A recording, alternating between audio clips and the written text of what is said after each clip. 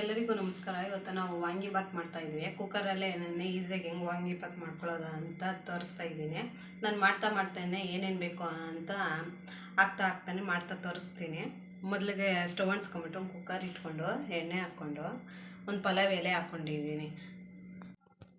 ಪಲಾವ್ ಎಲೆ ಹಾಕ್ಕೊಂಡಾದ್ಮೇಲೆ ಸಣ್ಣಗೆ ಕಟ್ ಮಾಡಿ ಇಟ್ಕೊಂಡಿರೋ ಈರುಳ್ಳಿ ಸೇರಿಸ್ಕೊಳ್ತೀನಿ. 2-3 ಈರುಳ್ಳಿ ಸಣ್ಣಗೆ ಕಟ್ ಮಾಡಿ ಇಟ್ಕೊಂಡಿದ್ದೀನಿ. ಈಗ ಈರುಳ್ಳಿ ಸೇರಿಸ್ಕೊಳ್ತಾ ಇದ್ದೀನಿ.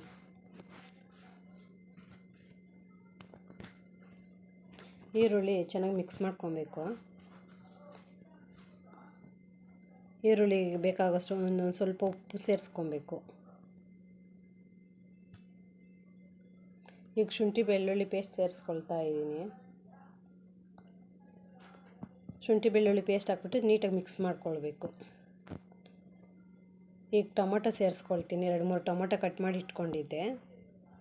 ಟೊಮೊಟೊ ಹಾಕ್ಬಿಟ್ಟು ನೀಟಾಗಿ ಫ್ರೈ ಮಾಡ್ಕೊಬೇಕು. ವಾಂಗಿಬಾತ್ ಬದನೇಕಾಯಿ ಕಟ್ ಮಾಡಿ ನೀರಿಗೆ ಹಾಕಿ ಇಟ್ಕೊಂಡಿದ್ದೀನಿ. ಈಗ ಟೊಮೊಟೊ ಫ್ರೈ ಆಗಿದೆ. ಬದನೇಕಾಯಿ ಸೇರಿಸ್ಕೊಳ್ತಾ ಇದ್ದೀನಿ.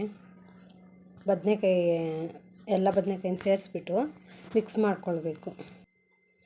ಚೆನ್ನಾಗಿ ಮಿಕ್ಸ್ ಮಾಡಿಬಿಟ್ಟು ಒಂದು ಸ್ವಲ್ಪ ಫ್ರೈ ಆದರೆ ಸಾಕು. ಬದನೇಕಾಯಿ ಅರಿಶಿನ ಹಾಕ್ಕೊಳ್ತಾ ಇದ್ದೀನಿ. ಈಗ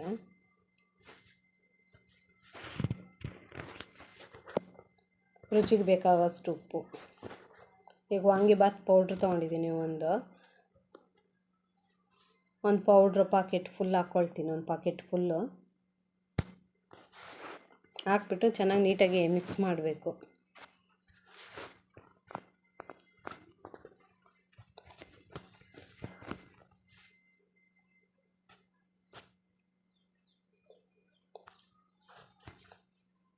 ನಾನು 1 ಬಟ್ಲು ಅಕ್ಕಿಗೆ 2 ಬಟ್ಲು ನೀರು ಸೇರಿಸ್ಕೊಳ್ತಾ ಇದ್ದೀನಿ.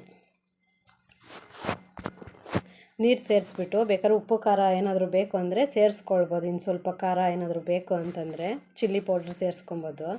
ರುಚಿಗೆ ಬೇಕಾಗೋಷ್ಟು ಬೆಲ್ಲ ಹಾಕ್ಕೊಳ್ತೀನಿ. ಬೆಲ್ಲ ಹಾಕೋದ್ರಿಂದ ತುಂಬ ಟೇಸ್ಟ್ ಚೆನ್ನಾಗಿರುತ್ತೆ. ಈಗ ನೀರು ಕುದಿ ಬರ್ತಾ ಇದೆ. ತೊಳೆದಿಟ್ಕೊಂಡಿರೋ ಅಕ್ಕಿನ ಸೇರಿಸ್ಕೊಳ್ತಾ ಇದ್ದೀನಿ. ಈ ಥರ ಕುಕ್ಕರಲ್ಲಿ ಮಾಡೋದ್ರಿಂದ ವಾಂಗಿಬಾತು ಸೂಪರಾಗಿರುತ್ತೆ. ನೀವು ಮನೇಲಿ ಟ್ರೈ ಮಾಡಿರಿ. ಈಸಿಯಾಗಿ ಆಗುತ್ತೆ, ಬೇಗನೂ ಆಗಿಬಿಡುತ್ತೆ. ನಾನು 3 ವಿಸಿಲ್ ಈಗ ಕೂಗಿಸ್ಕೊಳ್ತೀನಿ. ಈಗ 3 ವಿಸಿಲ್ ಕೂಗಿ ರೆಡಿಯಾಗಿದೆ. ವಾಂಗಿಬಾತು ಸೂಪರಾಗಿ ಬಂದಿದೆ. ನಮ್ಮ ವಿಡಿಯೋ ಯಾರ್ಯಾರು ನೋಡ್ತಾ ಇದ್ದೀರೋ ಸಬ್ಸ್ಕ್ರೈಬ್ ಮಾಡ್ಕೊಳ್ರಿ, ಶೇರ್ ಮಾಡಿರಿ.